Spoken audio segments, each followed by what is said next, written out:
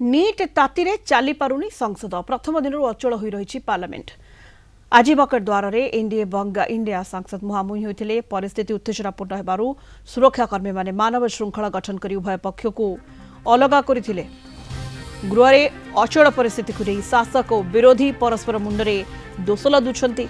विरोधी निज जिद को नहीं अटल रही। इंडिया मेंटर सांसद माने केंद्र शिक्षा मंत्री इस्तीफा, नीट पेपर लीक घटनार उत्तरदायित्व और शिक्षा व्यवस्था विफलता को नहीं सरकार को घेरी। सरकार छात्र छात्री को क्षमा मागंतु बोली दाबी करिसेंती राहुल गांधी। बीजेपी कहिछि संसद रे आलोचना को आसु नाहंती विरोधी, बारंबार शर्त बदलाउछंती।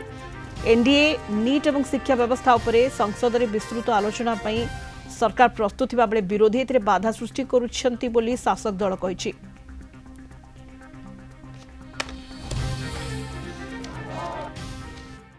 युवा की प्राथमिकता है तो पहले क्यों नहीं सोचा युवा के बारे में? जब पेपर लीक हो रहे थे तो आप तो मौन थे ना। इतने दिन हो गए, 23 दिन से ज़्यादा बच्चे फास्ट पे रहे, तो आप क्या कर रहे थे? बच्चों का ख्याल नहीं आया। और 2017 के बाद जो पेपर लीक हो रहे थे तब उनका ख्याल नहीं आया। और जिस तरह से आप 3-3 हज़ार रुपया लेते हो हर बच्चा नीट की टेस्ट में बैठने के लिए, और 23 लाख बच्चे बैठते हैं पिछले साल, तो एनटीए को तो लगभग 600 करोड़ कमाए जाते हैं। उन पे आपने ध्यान दीजिए। और कहा कि पुरानी फीस वापस होगी, जब हुआ तो आज तक वापस नहीं हुई। तो आप बच्चों की क्या बात करते हो? If Modi ji is responsible for us going to Mars, if Modi ji is responsible for every achievement that every Indian makes, whether it's in the Olympics or in the Asian Games, then Modi ji is responsible for what is happening today. Modi ji is responsible for the fact that our youth feels there's no future.